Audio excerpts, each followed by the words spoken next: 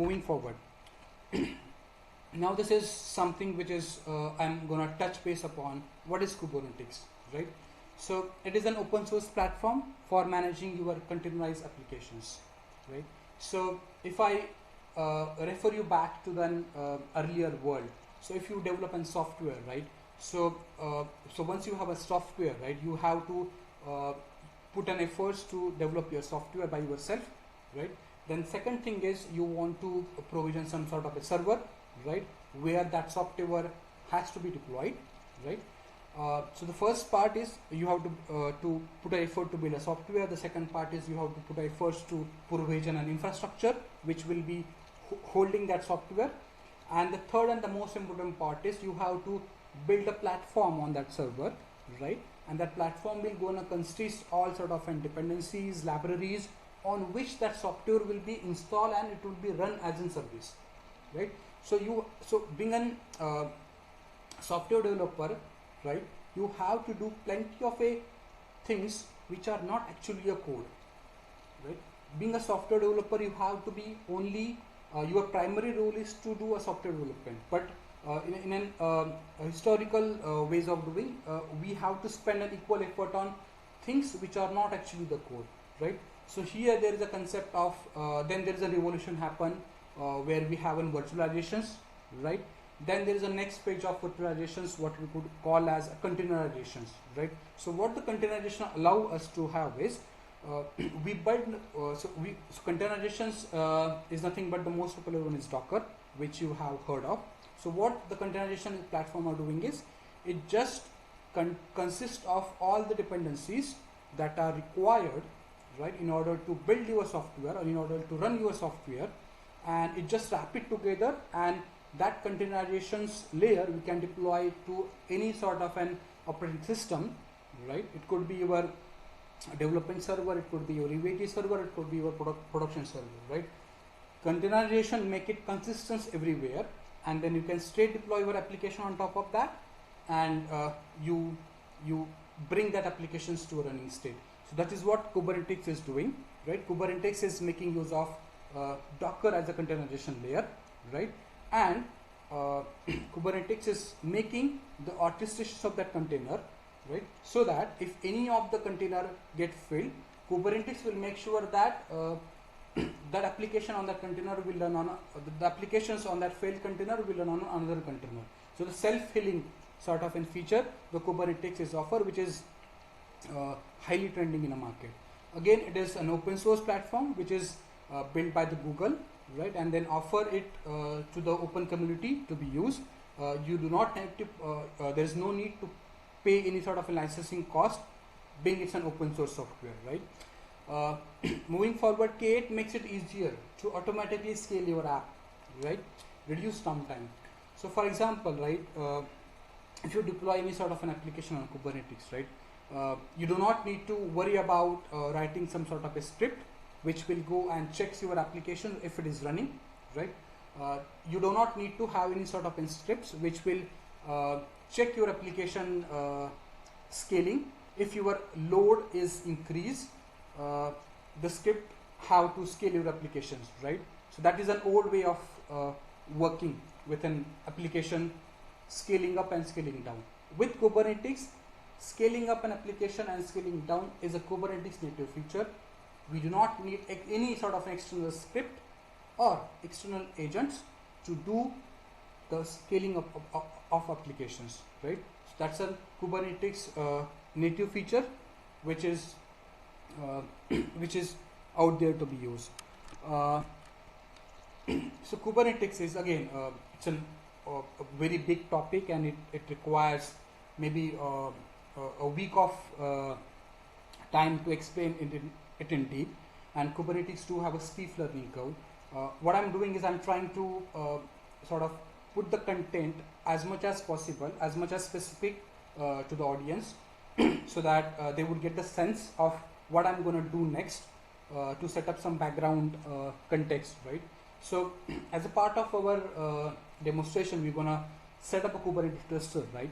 So this Kubernetes cluster split into two parts mainly. One is called as control plane and another is called as a data plane, right? The control plane is something which consists of a Kubernetes master, right, which act as an controller for your entire Kubernetes clusters. And as we traditionally seen in any sort of a master-slave setup, there are one master and there are some sort of enslaved, right?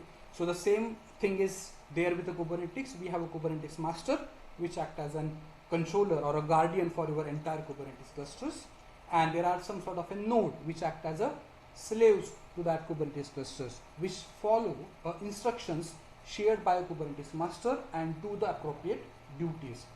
The Kubernetes nodes are also known as minions, right? So there are some sort of an predefined duties that master has to be performed, like API server, etcd, scheduler, control manager, right? API server is more sort of it provides an interface to all sort of an external component. To that API endpoint, we can send a request to Kubernetes master, right? etcd, it is act as an a persistent key value store, which actually store the state of your Kubernetes clusters, right? The desired state.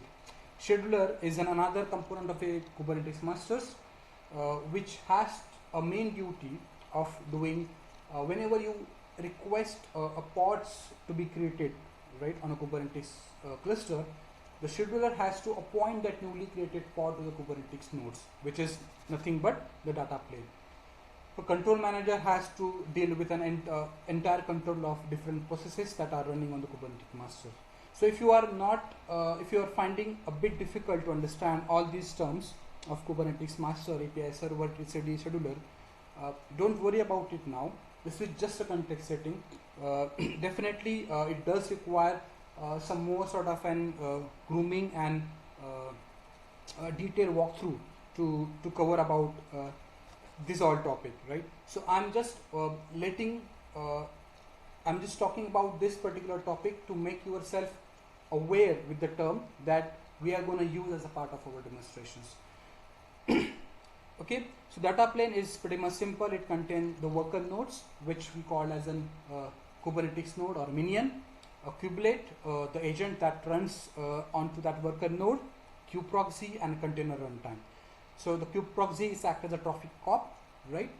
We all are deploying our applications onto the Kubernetes node, right? So when we try to consume those applications, when we hit those applications, right, all those network requests would be going through the Kubernetes kubeproxy, right? So kubeproxy is then component of the Kubernetes clusters which act as a traffic cop or which act as a gateway to all those network requests to the applications which are running on Kubernetes node, right? And the container runtime, last but not the least, which I mentioned earlier, we are using Docker as a container runtime, and the Docker and the Kubernetes work really smooth with each other, right? So this is how the Kubernetes cluster is generally sliced into two parts, which is control plane and data plane, and what the core component of control plane, as we have mentioned over here, and what are the core components of the data plane, as we just have discussed. So as I said before, if you are not sure, if you are finding it hard to remember these terms or to understand this term, bear with me. These things would be more clear if you have deep dive sessions into a Kubernetes cluster altogether. So the intention behind this is just to set a term level understanding that what we are going to do next. Moving ahead, AWS, right? Again, AWS is a quite popular cloud provider out there in the market, right? It does provide secure cloud service platform. Okay. What it offers is, right, it offers us a compute power, meaning it offers us a choice to create our server of our own specifications, like an EC2 instance, right? So we don't need to broaden hardware from a market, then we have to install an operating system on top of that. We don't need to go through that pain of purchasing our own hardware, purchasing our own software by ourselves, and then deploying the software on top of it, right? Within AWS, what they offer us, they offer us a seamless way to start our servers on their platform, which is AWS cloud platform, right? Along with the servers, we can also spin up some database storage on top of it. The most popular storage is S3. The most popular databases are, there are DynamoDB, there are a NoSQL database that you can spin up with AWS. Just like the way we are spinning up a compute capacity on AWS, we can also spin up the storage capacity or database capacity, right? Again, everything is there with an edge of a click. Then content delivery network and so many other services, right? So if I talked about content delivery network, we might have heard upon there are different popular content delivery network out there in the market. AWS has its own, which is really low cost, which is a CloudFront, which we can also use. And along with those content delivery network, database storage, compute power, there are so many other services that AWS offers. Some of the services are free tier eligible, some of the services are not free tier eligible. Again, there is a good amount of billing that comes based upon what sort of a service that we are going to use, right? So this is what the AWS is and what AWS offers, right? And with the AWS, what we can do, we can create the sophisticated applications, CI/CD, right, which is integration of applications, to do a build of applications with increased flexibility, scalability and reliability. So flexibility means, as I said, right, if I am a software developer, right, I only need to worry about the application which I am developing. I do not need to worry about from where I should broaden hardware, from where I should broaden operating system and build my own server, and where I will deploy that applications. I only need to be worried about the things which is my applications, and it is quite flexible enough that I would straight get all sort of a platform or IaaS where I want to deploy my applications, right? So it is straightforward and flexible enough for any sort of a new application deployment or existing applications migrations to the cloud. Scalability, so whenever your applications has change demands, right? For example, if your application is getting highly utilized, it's in high demand by the customers, right? So you want to scale up your infrastructure with an AWS. Again, this thing will be, the scaling up would be happen on a event of a click. You don't need to do anything. It is highly scalable,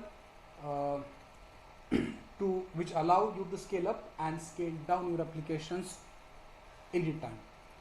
The next and important factor is reliability, right? So AWS is highly reliable.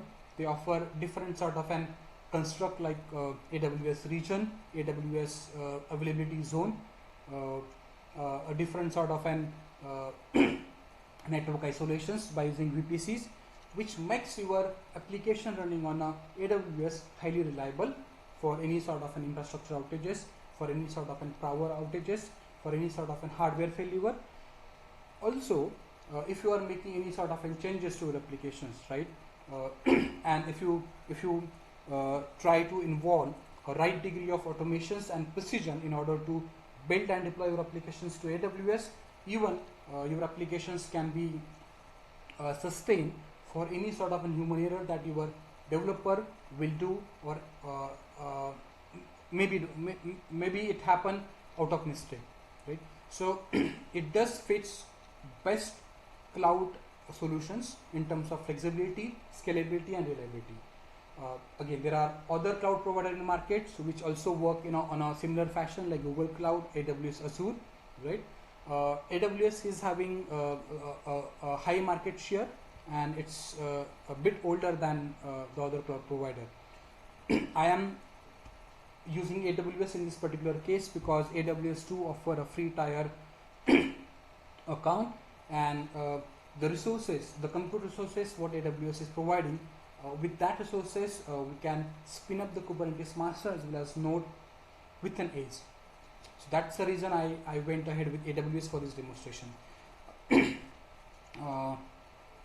That is more about an AWS and why, what it does offer, and why we have going ahead with AWS. Explain about.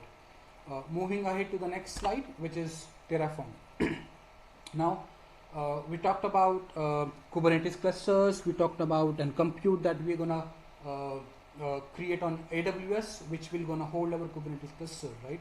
So creating a Kubernetes cluster is not only like creating a one server or a two server with a few click events, right? It does require a good amount of an underlying resource to be created in AWS, which will hold that particular Kubernetes clusters, right? For example, the VPCs, the subnets, the route table, the security groups, the load balancers, the key pair. There are so many things has to be created. So in my particular demonstrations, it required 24 resources to be created, bare minimum, to run your Kubernetes cluster. I'm saying bare minimum because this is just a starting point, right? If you want to add more features, you require to spin up more resources in order to fulfill your needs of having that feature implemented at AWS or at the Kubernetes, right? So in order to create all those 24 resources on a Kubernetes, on AWS GUI, right? AWS console, it's not always a simple experience, right? Because if you are creating all these things on GUI, right, you would get through it for sure, right? But as in, this is not something which fall under the principle of a GitOps, right? GitOps means to have a code of your infrastructure there inside the Git, which is a version control mechanism what we use. It doesn't fall. It also doesn't fall under the principle of what we call as infrastructure as a code, right? So if you want to, so the things what we are doing on GUI is not an engineering way to do the things. So in the recent DevOps ways of working, there is a really a high potential to maintain a code of your infrastructure as much as possible. So Terraform is a utility which exactly allow us to have a code of our infrastructure, right? In this case, it is an infrastructure on AWS into our source control, which is our GitHub repository, right? So Terraform, which is an open source, again, it's an open source tool from a company called as HashiCorp. HashiCorp is the one who built the Terraform. We don't need to pay anything if you want to use the Terraform, as it's an open source. However, there is an enterprise version of Terraform also available, and that is something what HashiCorp do offer you some sort of enterprise support, but that is only an exceptional case. However, we can do plenty of things with an Terraform open source software which is available out there on the Google. That Terraform has to be developed by using a declarative language called an SCL, which is HashiCorp language, which is really simple. It does follow a sort of an JSON syntax. I will walk you through about the SCL stuff as we move forward. And then what it offers is, as I said, building, changing and versioning infrastructure safely and efficiently, right?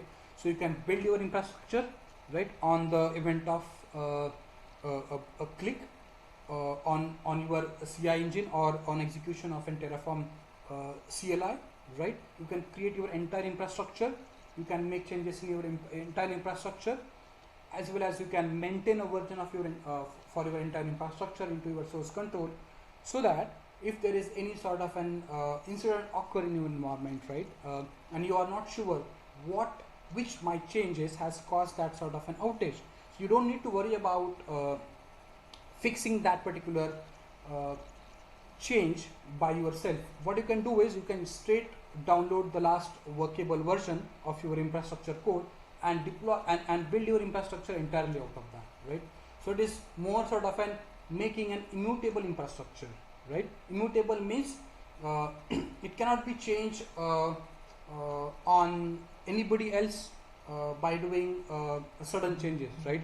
Everything has been stored in the code, right? So if you execute your code again, it will bring your infrastructure to the way it was earlier and working state.